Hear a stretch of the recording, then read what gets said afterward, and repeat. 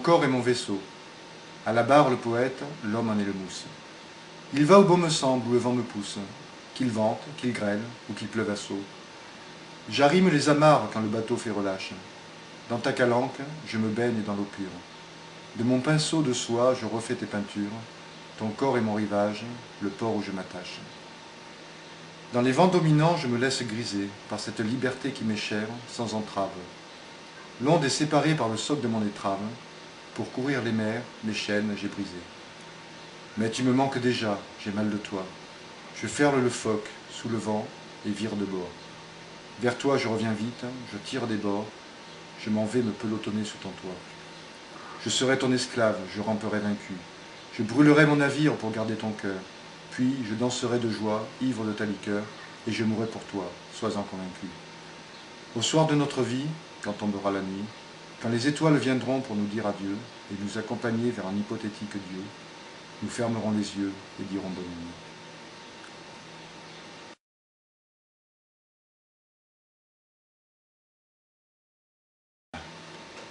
Le cœur d'un enfant est une page blanche qui garde la trace de ceux qui l'ont déçu.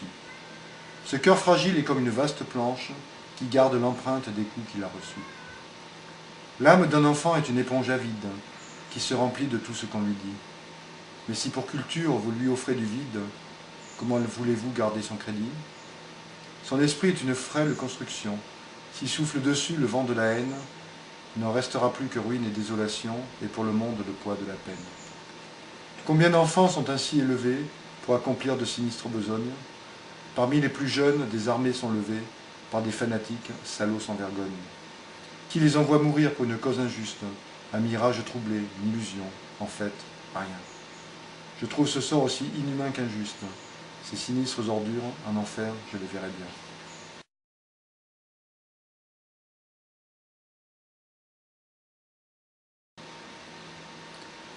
Plume d'argent est triste, il part à la guerre.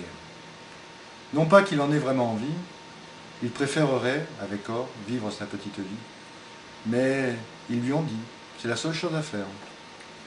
Les autres, là devant, sont des méchants. Ils les tuent puis ils mangent les bébés. Ils poussent les femmes, les font tomber, leur font subir leur mauvais penchant. Ils pillent les maisons puis les incendient. Ils torturent les prisonniers, ils boivent leur sang. Ils profèrent à leur rencontre des propos indécents. Argent veut croire ce que ses chefs ont dit. Mais il est dans son trou, un ennemi en face. Il voit bien qu'il a l'air aussi frileux que lui. Le soleil qui se couche sur le casque reluit, l'obscurité se fait, au calme la nuit se passe. Au matin, dans la bonne odeur du café chaud, les soldats parlent pour se donner du courage, se racontent d'anciens combats, des carnages, des pauvres types au fond de leur cachot. Bientôt les balles sifflent, les obus pleuvent. La fumée s'élève et des cris de douleur résonnent. On meurt de partout, au loin les canons tonnent. Le sang s'écoule en un immense et rouge fleuve. Le calme revient enfin, Argent tremble. Là, en face, c'est l'horreur. Ils sont tous morts. Il va voir son ennemi. Il éprouve du remords. Il le retourne, le pauvre gars lui ressemble.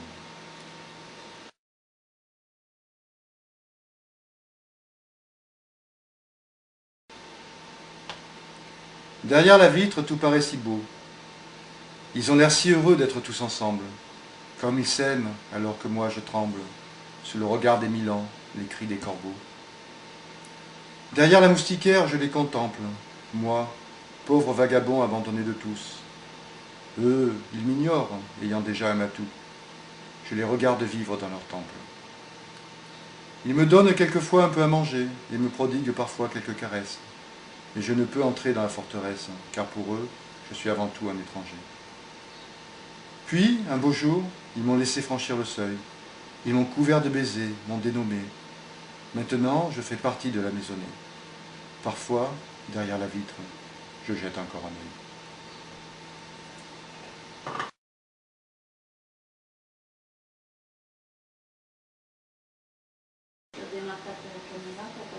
Non. 3, 2, 1. Plume d'argent et plume d'or s'adorent. Sur le papier, ils le chantent avec des vers. Dans leur couple, rien ne va jamais de travers. Toujours dans les bras d'argent, plume d'or. Ce bonheur sans nuage dure depuis longtemps. Plume d'or est conciliante et argent est câlin. Or peu prêteuse et argent à l'adultère peu enclin, prouvent qu'être fidèle pour eux est important. Ils traversent ainsi la vie, main dans la main, les petites plumes dansent autour d'eux, avec force sourire et petits pas de deux, famille soudée que n'effraie le lendemain.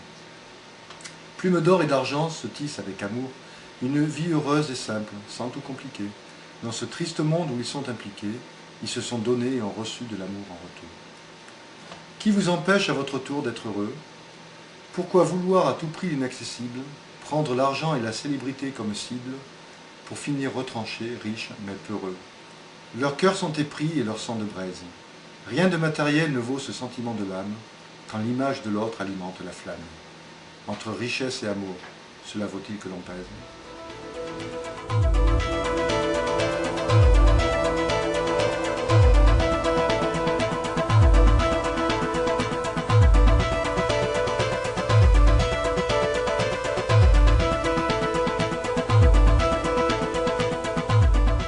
Du haut de son nuage, il observe les hommes. Il ne les comprend pas bien, il se sent étranger. Il voit entre eux si peu de différence, en somme, qu'il ne saisit pas le pourquoi de cette bataille rangée. Pourquoi cette haine? Pourquoi, en bas, on se bat? Qu'est-ce qui a autant de valeur à leurs yeux qui puisse justifier tous ces sanglants combats? Que n'ont-ils trouvé quelque chose à faire de mieux? Petit ange sur sa ouateuse nuée se prend à rêver d'une autre réalité, surtout d'un autre monde, où personne n'en obligerait un autre à crever, pour le profit ou d'autres choses aussi immondes. Ce qu'il ignore, c'est que tout autour de lui, sur leurs nuages effondrés, pleurent des anges. Eux aussi rêvent et espèrent en priant la nuit, tandis que les hommes se roulent dans la fange. Tes larmes, petit ange, arrosent la terre stérile. Elles font naître des fleurs au cœur des déserts. Mais dans nos batailles complètement débiles, elles sèchent sur la cuirasse des panzers.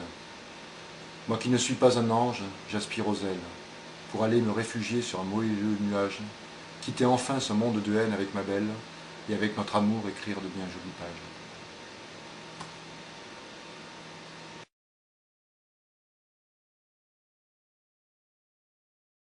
Dors, petit ange, tu l'as mérité. Quand sur cette mine tu as marché, ton corps s'est fait déchiqueter. Ton visage souriant... Putain, je vais pas y arriver, hein. 3, 2, 1. Dors, petit ange, tu l'as mérité. Quand sur cette mine tu as marché, ton corps s'est fait déchiqueter. Ton visage souriant, loin des membres arrachés, fixé un horizon rougi de ton sang. Tu as pris tes jambes à ton cou, mais pas pour faire l'intéressant, car tu étais mort sur le coup. Dors, petit ange, le monde s'en fout. Dans ton linceul de terre brûlée, tu ne pleures plus ce monde de fous, qui à mes yeux me semble si laid. Ton absence ne se remarque pas, tu n'étais ni connu ni adulé. Au ver tu offres un bon repas, épicé de larmes acidulées. Dors, petit ange, dors à jamais. Ton trou s'est refermé ce soir. Ceux qui l'ont creusé sont à blâmer, mais de ce côté, pas trop d'espoir. Dors, petit ange, dors, mon fils. J'aimerais pourtant pouvoir te dire qu'a servi de leçon ton feu d'artifice. Mais chaque jour, les choses empirent.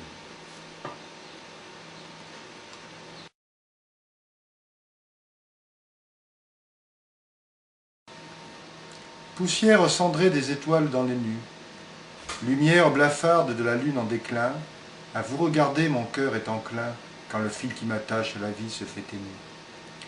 Noir velours de l'espace taché de diamants, silence sidéral et glacé où braille mon âme, qui souhaite s'unir au néant et qui le clame, désireuse de rejoindre ce sombre firmament. Astres et planètes dans leurs courses orbitales sont indifférentes à ce pauvre cœur qui souffre, que leur importe que je sois au bord du gouffre. Heureusement, je sens cette langueur qui détale devant la flamme de mon amour qui me brûle. Je retrouve le bon chemin sous ta chaude férule.